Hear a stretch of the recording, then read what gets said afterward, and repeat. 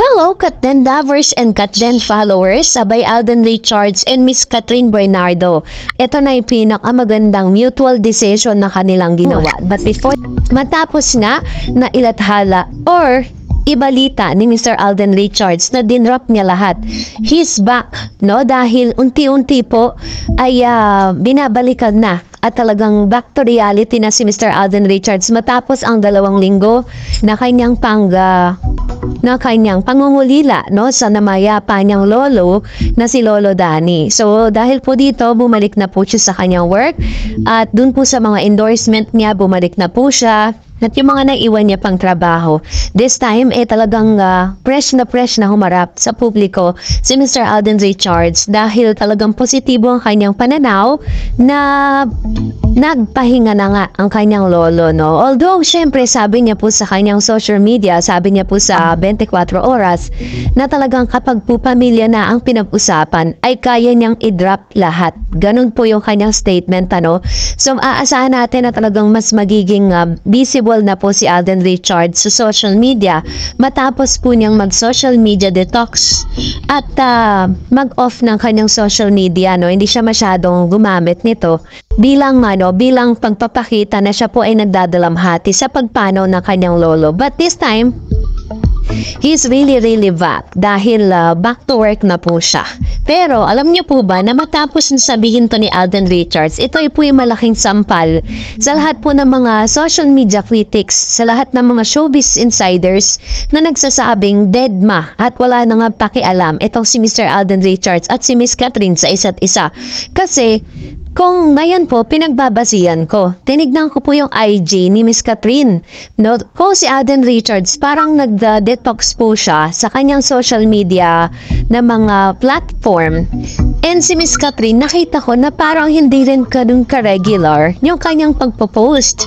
Ibig sabihin, ito siguro isa sa mga mutual decision po nilang dalawa, no? Kaya pala, itong si Miss Catherine, ang talagang pinopost niya lang sa kanyang sariling account is yung kanyang mga endorsement kasi talagang part po yun ng trabaho niya. Pero yung mga good times, yung mga lakad niya, personal na lakad niya and all, parang hindi niya masyadong pinopost kasi sometimes kahit na po yung nagluluto lang sila ni Lexine, ipopost niya po yan sa social media.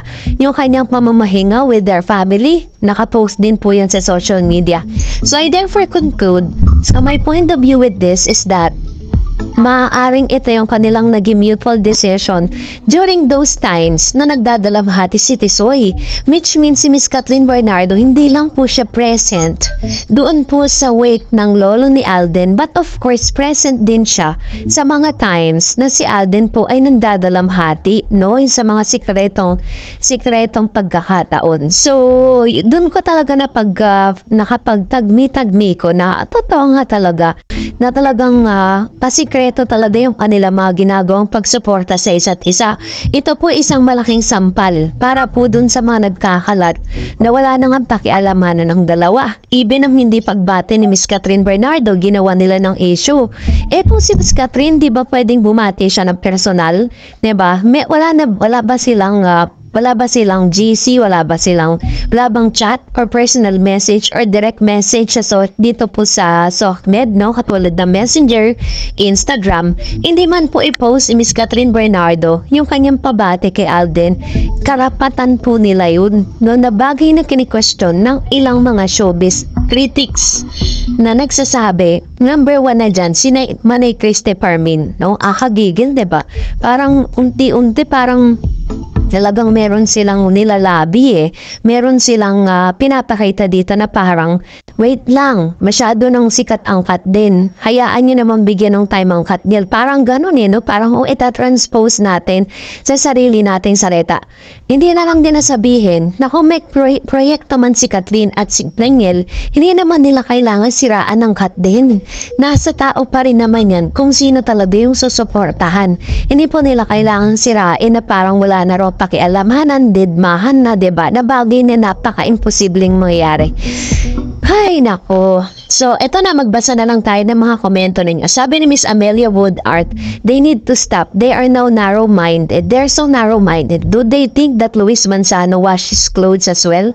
Those people need to stop. Mind your business. Leave Alden alone. You guys are just haters and jealous of Alden. Very true.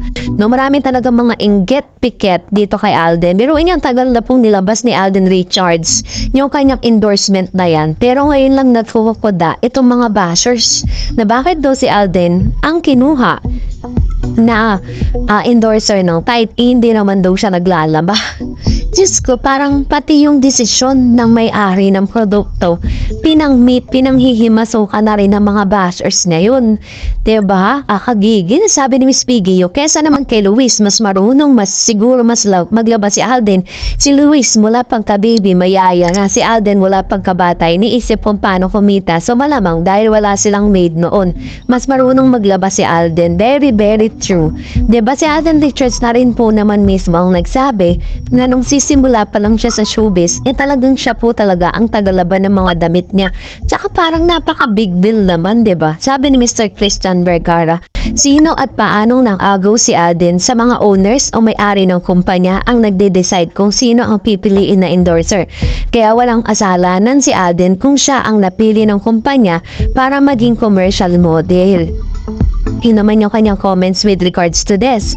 So, tama naman, diba? Tanging ang kumpanya ang mamimili kung sino ba talaga yung dapat na bigyan ng ganitong project. And Miss Benga Azucena, wag na dapat paniwalaan niyang about Katniel kasi wala nang Katniel. Niyang sinasabing paikot-ikot si DJ sa lugar nila Kat. I think hindi totoo yan. Kung totoo man, wala din naman siguro masama dahil baka di pa siya talaga totally maka-move on at sising-sisi na siya sa nagawa niya. Pero about kay Kat, I doubt na babalikan pa niya si DJ if ever. Wala naman dahilan para balikan niya. Una, napatunayan na niyang mag-solo career at i-partner sa iba na nag-succeed siya. At kumaalagwa ng husto ang karir niya. Kung about ideal man, hanap niya, napatunayan naman niya na hindi ideal man si DJ. So, anong dahilan para balikan pa niya si Daniel Padilla? Ngayon, about naman sa Kat din, kung hindi talaga magiging sila, so what? Ang importante ay may nabuong friendship sa kanila. This is very, very true. Diba, sabi nga ng inang mga Kat din fans, magkatuluyan man sila at hindi sa in the first place, diba, napasaya tayo ng Kat din. Nakita natin yung genuine friendship nilang dalawa. Diba? Hindi man sila magkatuluyan in the future, hindi tayo nagkamali na supportan silang dalawa because they are both generous in their own right. And sabi niya pa, ang importante na buong friendship sa kanila na hindi masisira ni naman. Pero sana lang maisip din ni Kat kung hindi man sila ni Kat Alden, wag na lang niyang balikan si Daniel Padilla. Baka yan na maging dahilan ng paglamlam ng karir niya kasi pusong pinaiiral niya at hindi utak. Sa lahat pa naman ng artist siya lang hinangaan ko at sinbaybayan since Mara Clara until nagkaroon ng Katniel at Kat din, isa kasi ang role model ng isang kabataang babae. Yan, to naman yung kanyang komento with regards to this. At alam niyo, mas marami po talaga yung parang tatabangan na if ever po na mangyari to na parang mag-decide itong si Miss Kathleen Bernardo na bumalik dun sa dati niya. Marami talaga. Hindi 100% ang lahat ng mga fans si Kathleen ay matutuwa. Talagang may mga parang medyo madidismaya. Sabi ni Serenato. And by the way, sabi ni Don Donatre sa Abante YouTube channel nila, umalis na sa fandom ng Kat din ang fans, which pinapasalamatan din ng ibang Kat din loyal and solid dahil nakikita kung sinong totoo. Sino yung gusto lang may ayuda at pakiligaya dito sa comment section mo, Mr. Reds. Nakilala ko yung mga taong totoong Kat din fans sa fake fans na gusto lang ay kilig or ayuda lang. Ang habol kundi balita lang about Kat din mabilis. Sabi ni Ma'am Shirakel, Miss Darrets, marunong pa sila sa may-ari ng type of company. Siyempre, kahit ako, kukunin si Alden na endorser kasi green plug si Alden. Pareho sila ni Catherine. Yung iba, red plug na nga. May scandal pa, diba? Real talk tayo dito. Wag na kayo magtaka kung bakit maraming blessing ang Kat din dahil na-maintain nila ang good image nila. Ito naman yung kanyang hashtag Team Panatag Kat din. So, ito yung kanyang komento with regards to this, which is tama naman, diba? Parang, wala pong pwedeng mag-decide kundi yung may-ari ng kumpanya. Sabi ni Miss Gemma, Ma'am Darets, kakalungkot lang yung mga walang magawa. Pilit sinisira ang Kat din. Basta ako nandito lang, support pa rin sa kanila ni Kat at Alden. At mas gusto kong pinapanood ikaw at Ray. Don Kat din forever pa rin ako. Salamat Ma'am Darets at ingat lagi. Thank you Ma'am si Gemma Romano sa inyo pong tiwala at sa inyo pong komento with regards to this. Thank you so much.